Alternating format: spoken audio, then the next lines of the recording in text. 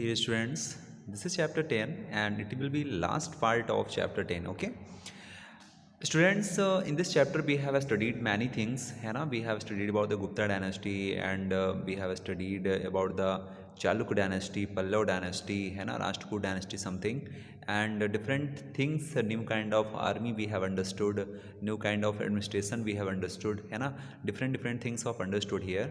And this chapter, but in this chapter we have not studied about ordinary people, right? Ordinary people का जीवन कैसा था, यानी common people का जीवन कैसा था. जब ऐसे राजा महाराजा लोगों का जीवन हम पढ़ते हैं, लाइफ समझते हैं ना, तो इस टाइम पर ऑर्डिनरी पीपल का लाइफ कैसा रहा होगा, इन सब चीज़ के बारे में भी तो हम लोगों को पढ़ना चाहिए ना. तो इन्हीं सब चीज़ों के बारे में इस चैप्टर के लास्ट पार्ट में हम लोग समझेंगे. Ordinary people in the kingdoms heading है आपकी बुक में, आप लोग बुक लेकर जरूर बैठिएगा. पहले वीडियो देख लीजिएगा, इसके बाद वीडियो को कई बार रिवाइंड करके भी देखा करिए, ठीक है ना. एक बार वीडियो देखने से कुछ नहीं होता है, उसको कई बार देखा करिए, क्योंकि आपके पास ही रहता है और बड़े आराम से आप इसको देख कर है ना कई बार इसका रिवीजन कर सकते हैं, ठीक है ना. बहुत से बच्चे तो ऐसे ही होते हैं कि वीडियो को बार बार रिवाइंड करके है ना बैक करके देख पूरा उनको रट जाता है, सर ने क्या बोला है, ठीक है. Okay, so let's start this video. Students में हम पढ़ेंगे कि we can catch an occasional glimpse of the lifes of ordinary people from plays and other accounts. हम बहुत सारे ऐसे अकाउंट्स समझेंगे जो प्लेज के माध्यम से समझेंगे. प्लेज का मतलब होता है एक्ट, यानी किसी ना किसी एक्ट के माध्यम से हम लोग ऑर्डिनरी पीपल की कंडीशंस को समझने वाले हैं, ठीक है. अब देखिए कालिदास के बारे में कौन नहीं जानता है. अगर आप नहीं जानते हैं तो समझ लीजिए कालिदास कौन थे, ठीक है ना. कालिदास वो हैं जो संस्कृत के ग्रेट स्कॉलर्स हैं, ठीक है ना. अगर संस्कृत लैंग्वेज की बात करें तो सबसे ग्रेट स्कॉलर्स में सबसे बड़े महानतम विद्वानों में कालिदास का नाम आता है, ठीक है ना. Kalidas is known for his plays, अपने नाटक के लिए भी जाने जाते हैं. बहुत सारे इन्होंने प्लेज लिखे हैं, नाटक लिखे हैं डिपेक्टिंग लाइफ. जो उनके जो नाटक लिखे गए हैं ना, जो प्लेज लिखे गए हैं ना, वो कुछ ऐसे प्लेज नहीं कि उन्होंने मनगढ़ंत कहानी बनाकर लिख लिया, यानी जो लाइफ में चल रहा है, जो जीवन में चल रहा है, जो आप बाहर सोसाइटी में देखते हैं, उन्हीं पर बेस्ड है, उन्हीं पर बेस्ड कालिदास लिखते हैं अपने प्लेज को, इसीलिए सबसे इंपॉर्टेंट पर्सन हो जाते हैं, ठीक है. An interesting feature about these plays is that the king and the most brahmans are shown and speaking Sanskrit. इनके प्लेज में ना सबसे बड़ा इंपॉर्टेंट फीचर आप यही देखेंगे ना कि इनका जो प्लेज है ना, उसमें राजा और अधिकतर ब्राह्मण इनको क्या संस्कृत बोलते हुए दिखाया गया है. वाइल द जबकि जो वुमेन है एंड मैन, जबकि जो वुमेन है मैन है, जो अदर पीपल होते हैं ना, then the king and brahmans, यानी जो ब्राह्मणों के अलावा यूज प्राकृत. इसका मतलब कालिदास अपने प्लेज में, अपने नाटक में, जो भी जैसे आप लोग एक्ट करते हैं ना स्कूल में, वैसे एक्ट तो किसी ना किसी थीम पर करते होंगे ना, किसी ना किसी स्टोरी पर कोई स्टोरी रहती होगी है ना, किसी ना किसी चीज़ को आप एक्ट के माध्यम से जितने भी लोग वहाँ बैठे रहते हैं उसको आप लोग शो कराते हैं ना कि हम लोग ये बताना चाहते हैं आपको. जैसे स्वच्छ भारत है, आप अगर अपना स्वच्छ भारत क्लीन इंडिया का अगर आप थीम दिखाना चाहते हैं तो उससे संबंधित एक्ट करते हैं, जिससे आप एक मैसेज देना चाहते हैं, ठीक है ना. और ये सब चीज़ें आपने सीखा कहाँ से, क्योंकि हमारे इस गवर्नमेंट ने क्लीन इंडिया के बारे में एक नारा स्लोगन भी दिया है, अभियान भी किया है ना, कई सारे कैंपेन भी किए हैं, तो उसी चीज़ को आप लोग सामने दिखाते हैं. तो कालिदास का काम क्या है, कालिदास वॉज एक ऐसे कवि थे, एक ऐसे रचनाकार थे, इन्होंने अपने प्लेज के माध्यम से, ठीक है ना, इन्होंने अपने प्लेज के माध्यम से क्या किया, बहुत कुछ दर्शाने की कोशिश किया. यानी अपने नाटक में ही, अपने प्लेज में ही ये सब कुछ बता देते हैं कि हमारी सोसाइटी कैसी है. और ये बिल्कुल सत्य बात थी. उस समय जो राजा और ब्राह्मण थे ना, तो संस्कृत लैंग्वेज केवल वही समझ पाते थे, वही समझते थे. क्यों? क्योंकि राजा है, राजा के भी जो बेटे होते थे ना, वो बड़े बड़े ब्राह्मणों के यहाँ क्या करते थे, पढ़ते थे, एजुकेशन ले पाते थे, ठीक है ना. तो एजुकेशन देने का काम ब्राह्मणों का था, तो इसलिए ब्राह्मण को संस्कृत आती ही थी, साथ में राजाओं को भी आती थी. लेकिन जो कॉमन पीपल थे ना, जो आम लोग थे ना, उनको संस्कृत नहीं आती थी, और वो कौन सी लैंग्वेज बोलते थे, प्राकृत. तो ये भी इंपॉर्टेंट होगा आपको कि राजा और ब्राह्मण तो संस्कृत स्पीक कर रहे हैं, but the common people were speaking Prakrit language. Prakrit क्या होती थी, प्राकृत का मतलब होता था साधारण भाषा. जैसे आप लोग जो अपनी कॉमन लैंग्वेज बोलते हैं ना, वो भी एक प्रकार की प्राकृति है. तो हिज मोस्ट फेमस प्ले, उनका जो एक सबसे इंपॉर्टेंट फेमस प्ले निकल के आता है, अभिज्ञान शाकुंतलम लिखा है, लेकिन इसको हिंदी में अभिज्ञान शाकुंतलम कहते हैं. ये आप लोग अपनी कॉपी में नोट कर लीजिए या अपनी बुक में ही अंडरलाइन कर लीजिए कि अभिज्ञान शाकुंतलम जो प्ले है, दैट वर रिटन बाय या कंपोज्ड बाय कालिदास. याद रखिएगा, कालिदास ने क्या लिखा, अभिज्ञान शाकुंतलम लिखा है, ठीक है ना. अच्छा, कालिदास की बहुत सारी रचनाएं हैं. कालिदास ने मेघदूतम भी लिखा है, ठीक है ना, अभिज्ञान शाकुंतलम भी लिखा है, रघुवंश महाकाव्यम भी लिखा है. इस तरह से कालिदास ने बहुत सारे इंपॉर्टेंट आप कह सकते हैं कि कंपोज किया है. ठीक है ना, जिनमें से अभिज्ञान शकुंतलम क्या है, एक प्ले है जिसमें एक स्टोरी है, एक स्टोरी दिखाते हैं, एक स्टोरी बना के दिखाते हैं जो उस समय के कॉमन पीपल को, आप देखिएगा मैं उस समय के जो कॉमन पीपल है ना उसकी दशा को बता दूंगा, ठीक है ना, इस स्टोरी के माध्यम से।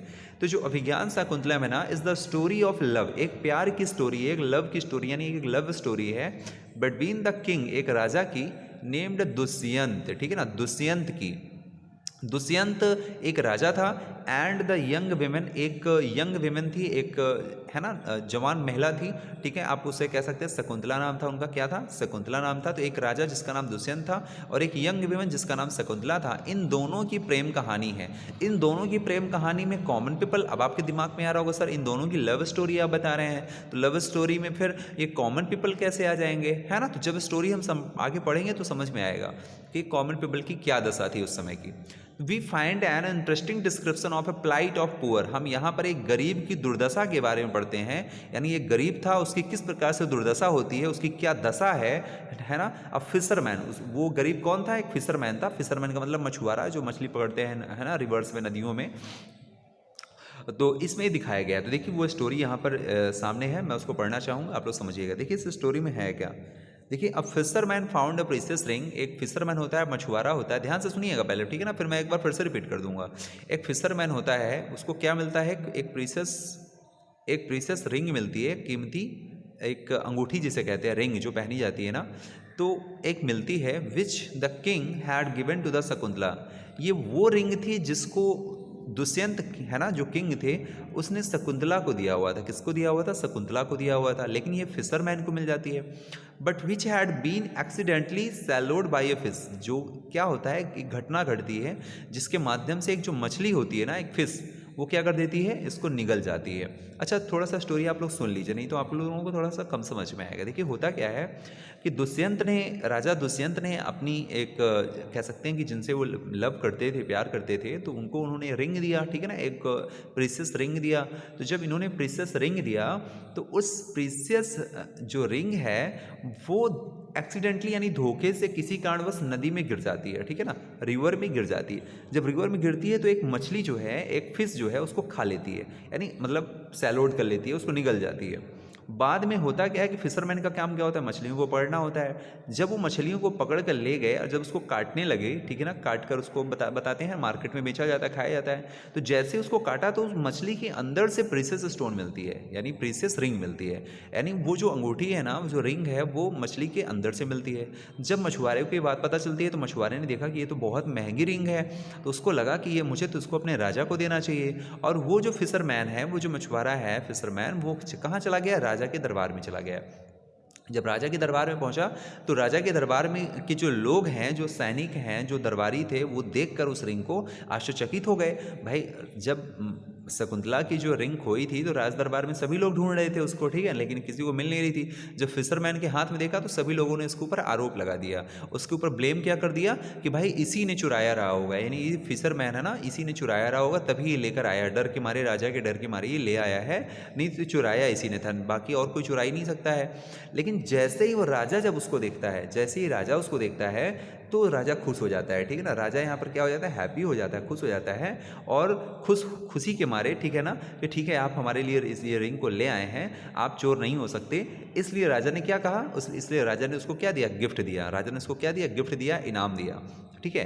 तो देखिए सबसे पहले उन लोगों ने क्या किया, बिना कुछ सोचे समझे उस व्यक्ति के ऊपर, फिशरमैन के ऊपर क्या लगा दिया, आरोप लगा दिया। क्यों, क्योंकि वो पुअर था, गरीब था, ठीक है ना, उसके ऊपर आरोप लगा दिया। लेकिन जब राजा ने उसको पुरस्कार दे दिया तो अब देखिए होता क्या है, क्योंकि जब उसको पुरस्कार मिल जाता है उस गरीब व्यक्ति को, तो उसी राज्य दरबार के जो पुलिसमैन होते हैं ना, जो पुलिस ऑफिसर होते हैं, जो गेटमैन होते हैं ना, वो लोग क्या करते हैं, वो फिशरमैन से मिल जाते हैं, फिशरमैन से कहते हैं अरे यार भाई तुम्हें गिफ्ट मिल गया है, चलो अच्छा चलते हैं, चलो इस जश्न मनाते हैं। यानी अब देखिए उसके पैसे से जश्न मनाना चाहते हैं, यानी वो ये चाहते हैं कि राजा ने जो इसको गिफ्ट दिया है इसमें इसका पूरा हिस्सा नहीं है, कुछ हिस्सा हमारा भी होना चाहिए।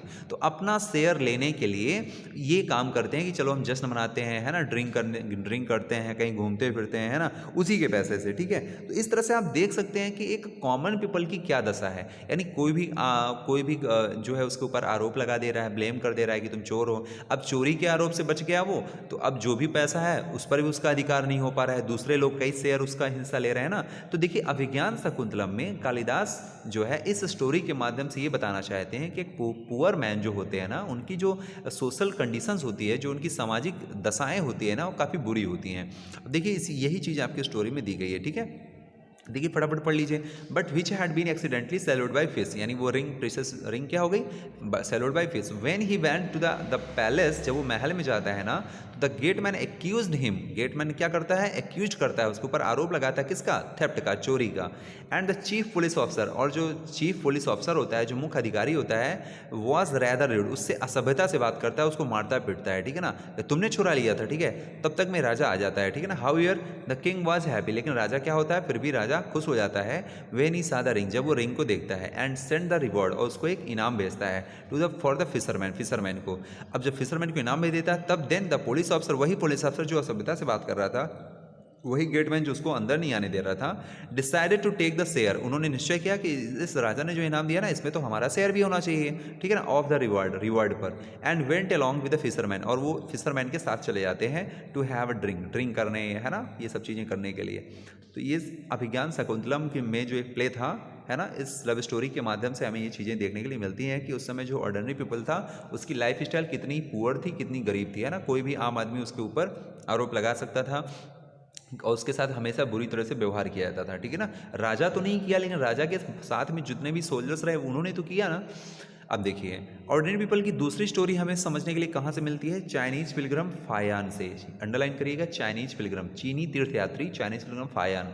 ये देखिए फायान कौन है, मैं आपको बता दूं, फायान ही वही है, आप याद करिए, चंद्रगुप्त फर्स्ट का नाम मैंने बताया था आपको, चंद्रगुप्त फर्स्ट, जिनके बेटे का नाम क्या था, समुद्रगुप्त था। क्या नाम था, समुद्रगुप्त। समुद्रगुप्त के बारे में आपने पढ़ा है, समुद्रगुप्त के बेटे का नाम क्या था, चंद्रगुप्त सेकेंड है। चंद्रगुप्त सेकेंड जिनको हम लोग किस नाम से जानते हैं, विक्रमादित्य के नाम से जानते हैं। ध्यान दीजिएगा, विक्रमादित्य के ही शासन में, जिस समय भारत में विक्रमादित्य का शासन था, उसी समय फायान चाइना से भारत में आता है। तो प्रश्न बनता है कि जब चाइनीज पिलग्रम फायान आया, उस समय यहाँ पर भारत में किसका शासन था, तो विक्रमादित्य का शासन था, ठीक है ना।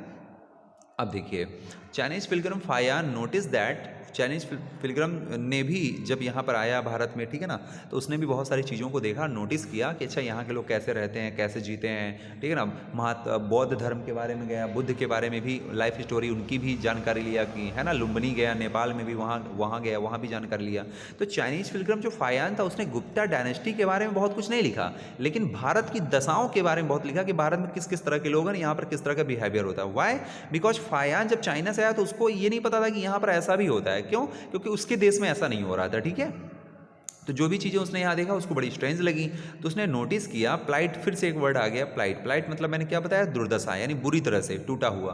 तो the Chinese pilgrim Faxian notice the plight of those, उनके बारे में बताता है, who were treated and untouchable, जिनके साथ कैसा व्यवहार हुआ, अनटचेबल वाला व्यवहार हुआ। अनटचेबल का मतलब होता है अछूत, अनटचेबल का मतलब क्या होता है, अछूत। अछूत अछूत समझते हैं ना, जिनको छुआ ना जाए, यानी ऐसे लोग, पहले आप लोग देखोगे ना गांव में जाओ ना, तो जो ब्राह्मण होते हैं ऐसे उनको छूते नहीं है, कह देते हैं कि छूने लायक जात के नहीं है, छूने लायक कास्ट के नहीं होते हैं, है ना, जाति के नहीं है, तो उनको अनटचेबल बोला जाता है, ठीक है ना। तो चाइनीज पिलग्रम ने ऐसे लोगों को यहाँ पर देखा, ठीक है।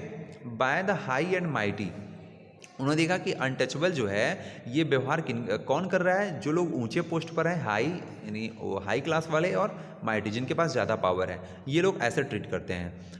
दे were expected to live on the outskirts of the city, और इनसे एक्सपेक्ट किया जाता था कि ये शहर के बाहर रहें, ऐसा इन लोगों से कहा जाता है। चाइनीज पिलग्रम फायान बताते हैं कि कुछ लोग ऐसे थे जिनको अनटचेबल की तरह ट्रीट किया जाता था। ट्रीट करने वाले कौन थे, जो हाई और माइटी लोग हैं, और इनसे कहा, और ये लोग कहते क्या थे, जो होते थे, जो अनटचेबल होते थे ना, इनसे कहते थे कि भाई आप लोग क्या रहिए, जो आप लोग बाहर रहिए, शहर के बाहर रहिए। इसके अच्छा, इसका एग्जाम्पल मिलता कैसे है, ही राइट्स, वो लिखता है कि if such a man इंटर्स the town, अगर ये अछूत लोग, ये अनटचेबल मैन अगर कभी धोखे से शहर में अंदर आते थे ना, मार्केट प्लेस में आते थे ना, तो वो बेचारे डर के मारे करते क्या थे, he strikes a piece of wood, वो एक लकड़ी का टुकड़ा ले लेते थे, in order to keep himself separate, है ना। अब एक लकड़ी का टुकड़ा क्या ले लेते थे, एक लकड़ी के टुकड़े को लेकर स्ट्राइक करते रहते थे। स्ट्राइक का मतलब एक लकड़ी का टुकड़ा लेके मार्केट से जब भी निकलेंगे ना तो उसको बजाते हुए जाते थे। अच्छा, उसको बजाने के पीछे कारण क्या था कि इस आवाज़ को सुनकर मार्केट में जितने भी लोग रहते थे ना वो सब अलग अलग थलग हो जाते थे, अपने अपने घरों में घुस जाते थे या साइड में हो जाते थे कि भाई ये अछूत आ रहे हैं यहाँ पे, इनको छूने ना पाएँ। तो देखिए उनको बताया जाता था कि तुम जब भी शहर में घुसोगे ना तो तुम्हें ऐसे मतलब आवाज़ करते हुए जाना है जैसे धोखे से भी ना तुम छू जाओ किसी को। तो जो लोग होते थे ना वो भाग जाते थे। तो in order to keep himself separate, यानी अपने आप को सेपरेट करने के लिए वो ऐसा बजाते थे। पीपल हियरिंग द साउंड, लोग जैसे ये साउंड सुनते थे ना, note what is the means of, तो अवॉइड टचिंग हिम, उससे बचने की कोशिश करते थे, एंड ब्रशिंग अगेंस्ट हिम। ठीक है ना, इस तरह से एक बहुत बड़ी दशा लिखता है यहाँ पर फायान, ठीक है ना, भारत के बारे में कि उस समय अनटचेबिलिटी के बारे में लिखता है कि भारत में उस समय छुआछूत कितनी चरम सीमा पर थी। ठीक है ना, कि जब कोई अनटचेबल पर्सन अंदर घुसता था ना तो उसको एक लकड़ी का टुकड़ा, एक जैसे गाना एक है ना आवाज़ करते हुए जाता था जिससे दूसरे पर्सन उसको टच ना कर सकें। ठीक है, नहीं तो फिर उसी पर्सन द्वारा उसको मार मिलेगी। ठीक है ना। And Banabhatta provides us, Banabhatta, अब देखिए बाणभट्ट कौन है, बाणभट्ट मैंने आपको बताया ना हर्षवर्धन के समय में जिन्होंने हर्षचरित के बारे में लिखा है बाणभट्ट। ठीक है ना, बाणभट्ट वही दरबारी कवि, जैसे देखिए दरबारी कवियों का नाम बहुत महत्वपूर्ण है, ये याद रखिएगा। बाणभट्ट किसके अंडर में आ रहे थे, हर्षवर्धन के टाइम पे आपने पढ़ा था। रवि कीर्ति किसके समय में आ रहे थे, तो आपने रवि कीर्ति किसके समय पढ़ा, पुलकेशिन सेकंड के बारे में। पुलकेशिन सेकंड कौन थे, चालुक्य शासक थे, चालुक्य शासक, चालुक्य डायनेस्टी के शासक कौन है, पुलकेशिन सेकंड। इनके दरबारी कवि कौन है, यानी कि कोर्ट पोएट कौन है, रवि कीर्ति। हर्षवर्धन के कोर्ट पोएट कौन थे, बाणभट्ट थे। ठीक है ना, इस तरह से विक्रमादित्य के कोर्ट पोएट कौन थे, चंद्रगुप्त सेकंड के, तो आपने देखा कालिदास थे। ठीक है ना, कालिदास आपने पढ़ा।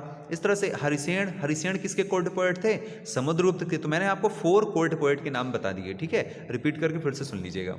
And Banabhatta provides us with a vivid picture of the Kings army on the move. ठीक है ना, किंग्स आर्मी जब मूव करती थी तो बाणभट्ट उसके बारे में बताते हैं कि जब राजा की सेना मूव करती थी ना तो राज दरबार की क्या हालत होती थी, पूरे शहर की क्या हालत होती थी, वो बताते हैं। तो थोड़ा सा आप लोग इसको भी फटाफट देख लीजिए कि जब कोई राजा किसी गांव से कहीं से गुजरता था ना तो उसके साथ में हाथी घोड़े है ना, बहुत सारी सेनाएं, खाना पीना सब कुछ ये निकलता था साथ में, जुलूस की तरह निकलता था, एक है ना एक जुलूस की तरह निकलता था। और उससे नुकसान भी होता था। जितना ज़्यादा राजा अपने आप को दिखाता था कि मैं कितना ज़्यादा सर्वसंपन्न हूँ, शक्तिशाली हूँ, उससे कहीं ज़्यादा नुकसान ऑर्डिनरी पीपल को होता था। क्यों, क्योंकि जो हाथी निकलते थे ना, जो एलिफेंट्स होते थे ना, वो घरों को रौंदते हुए चले जा रहे थे, यानी जो कच्चे मकान बने होते थे ना उनको रौंदते हुए चले जाते हैं। यही सब बातें इसमें दिया गया है आपको। ठीक है ना, तो ये एक बाणभट्ट बताते हैं कि whole world was swallowed up in the dust. और जो देखिए लास्ट में कहते हैं कि ऐसा लगता था कि इतने सारी सेनाओं, इतनी सारी चीज़ें निकलती थी ना, तो बाणभट्ट कहते हैं कि होल वर्ल्ड, ऐसा लगता था कि पूरा संसार धूल से भरा हुआ है ना, धूल ने उसको पूरे संसार को निकल लिया, यानी इतनी ज़्यादा धूलें होती थी। सैनिक सोल्जर्स राजा के साथ में जाते थे। ठीक है, अब राजा को शौक था उस समय का। ठीक है, तो इस तरह से ये चैप्टर भी आपका कंप्लीट होता है और आप लोग इसको एक बार देख लीजिएगा, जो मैंने छोड़ा है आप लोग इसको पढ़ लीजिएगा, यही कहानी आपको इसमें मिलेगी। ठीक है, और इस तरह से आपका चैप्टर कंप्लीट हो गया है। तो स्टूडेंट्स आपका जो हिस्ट्री का पोर्शन है ना वो पूरी तरह से कंप्लीट हो चुका है। ठीक है, अब हिस्ट्री में एक जो भी 2 या 3 चैप्टर हमने लीव किए हैं ना वो आपके लिए इतने इंपॉर्टेंट नहीं है, बिल्कुल भी इंपॉर्टेंट नहीं है, और ना ही वहाँ से एग्जाम में पूछा जाएगा। आपके जितने चैप्टर करा दिए गए हैं बस वहीं से लास्ट वाले एग्जाम में भी आपका आएगा। ठीक है ना, जो आपका सिलेबस है according two unit 3rd and 4th वो आपका कौन सा है, चैप्टर 1, चैप्टर 2 एंड चैप्टर 3, यहीं से पूछा जाएगा। चैप्टर 1, चैप्टर 2, चैप्टर 3 आपका यूनिट 3rd 4th के लिए है। बाकी लास्ट वाले के लिए आपका सिलेबस अलग से भेजा जाएगा। ठीक है ना, लास्ट वाले में अलग से भेजा जाएगा कि आपको क्या करना है। Okay, so don't worry about it, और अभी से फटाफट स्टार्ट कर दें, पढ़ाई स्टार्ट कर दें और अपनी तैयारी शुरू कर दें। ठीक है ना, क्योंकि हिस्ट्री ही मेन है और हिस्ट्री से ही सबसे ज़्यादा क्वेश्चन पूछे जाएंगे।